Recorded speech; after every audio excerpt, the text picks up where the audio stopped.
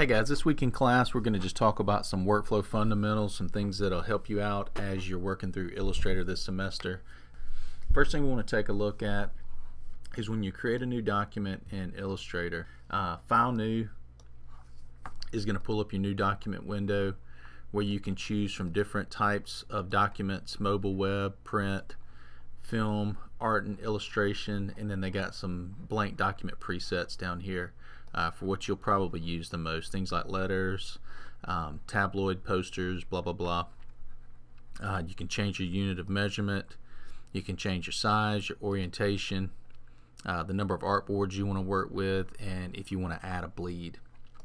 Once you're inside of the document, you want to definitely make sure that you're working with your rulers on, because with your rulers you can do things like pull guides down and different things like that. I will talk a lot about shortcut keys in class, and I'll try to show you where they are in the menu and the different functions, but I do encourage you to use shortcut keys when you're working. Show and hide rulers is Command R. It's also located here up under the view menu. Show rulers, Command R, and you can pull guides down from these just by clicking and dragging a guide down. You can also change your unit of measurement by right-clicking on your ruler right here. There's two different types of guides. There are global guides, and then there are artboard guides. We will be talking a lot about artboards and working with artboards this semester. You have an artboard tool in your toolbar. The shortcut key for your artboard tool is Shift-O. Artboard tool is located over here, and when you click that, up here in your options bar, you'll see properties for your artboard. Things like these different preset sizes, changing your orientation, creating another artboard, a new artboard. You can change its name here. This allows you that when you move artwork or copy artboards, it will copy the artwork that's on that artboard.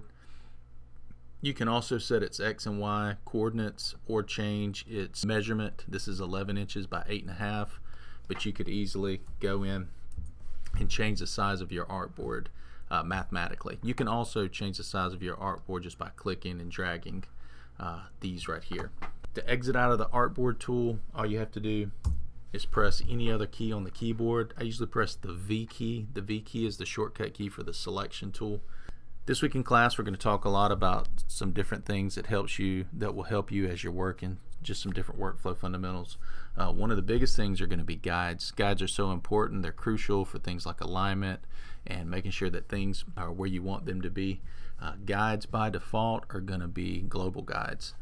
What that means is that when you drag a guide out, it's going to stretch the length. It's going to stretch the length of your document. So if I have another artboard over here, if I were to create a new one and I have two artboards, then that guide stretches across both of those. Sometimes that's good. Sometimes you need a guide to just be on the artboard. You may have a couple of different documents up and may not want those guides to stretch across that. When that is the case, you need to have an artboard guide. So this is a global guide. An artboard guide has to be created when you're inside of the artboard tool. So Shift-O, and then when you drag out a guide, it's going to drag out a guide, and it's only going to be visible on that particular artboard. Artboard guide, global guide. Next thing we want to take a look at is how we can take any vector-based object, whether it's a line or a shape, and you can take any of these vector-based objects and you can create guides out of them. Just create the object, select the object, and you can go up to View, Guides, Make Guides, or you can use the shortcut key Command 5. So Command 5 with anything selected will make those objects guides, and that can be very useful. Now the shortcut key to show and hide guides is going to be Command:. Also Command and the apostrophe key will pull up your grid. But Command: is going to show and hide your guides. Command apostrophe is going to show and hide your grid.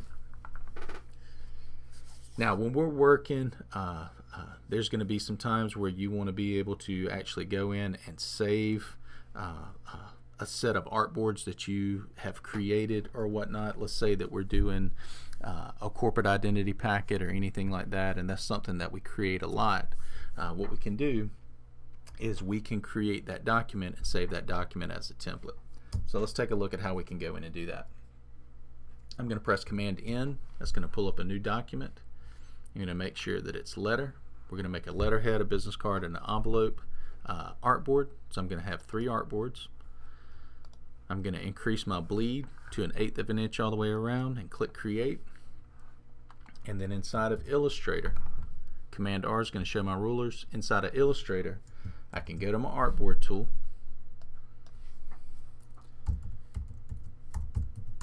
and I can start naming and changing these artboards. So this is going to be my envelope, and I'm going to make the size of my envelope, let's see, 9.25 in width by, let's say, 4.25 in height. That's my envelope. This down here is going to be my business card, and I'm going to make it 3.5 by 2, and I'm just going to move it over here. Now once we've got this set up like we want, we could come in and we could go to these different artboards, and if you wanted to take time to put your guides in and set up that location and whatnot for each of these guides, you could do so.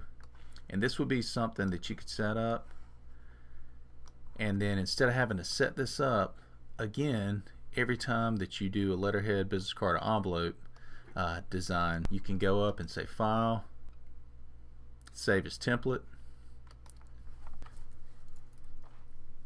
Corporate ID, and then next time I want to start a project again, and it's going to be a corporate identity packet, I can just go File, New from Template. I can go to wherever that template is saved, Corporate Identity, and then I can click Create New, and that's what it's going to give me. And then I can go in, do whatever design I need to do, and then I can save that file.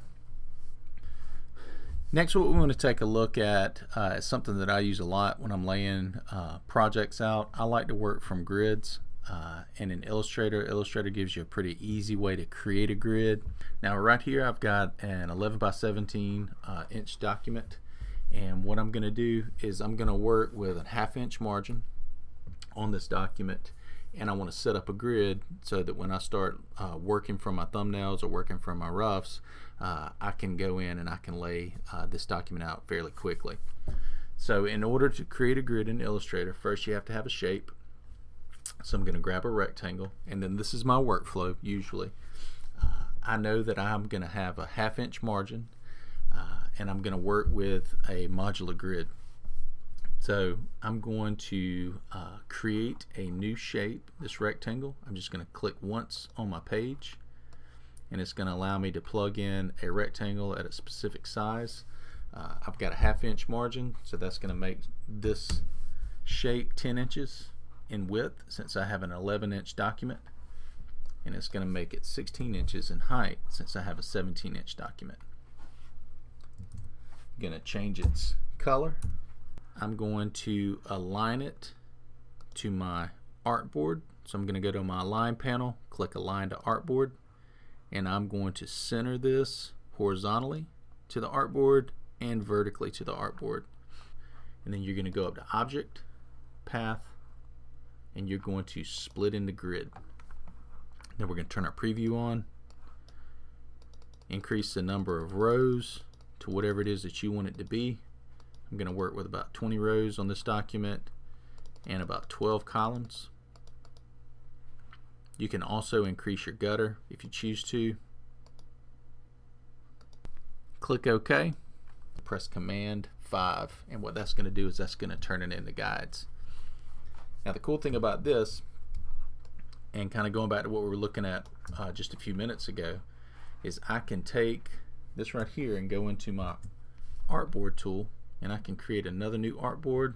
Let's just say maybe 2 or 3 more, and then on each of these create a new rectangle and center it, object, path, split into grid, and preview, and I can create all different types of grids, and I can use this as a file that I work from when I'm starting out a project.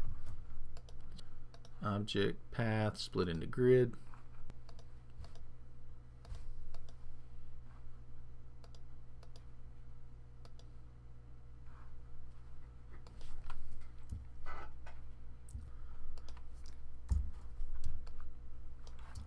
so if I were to save this right now as a template file, I could go in, and if I knew I were creating a poster and I'd already done my thumbnails and my roughs, I could pull this right here up and say, hey, I want to work with this grid, and then completely delete both of these artboards. So this could be a template file that you work from when you're starting a new project as well. You can also drag additional guides in, and these are artboard guides, and you could even come in and create your own guides as part of this document.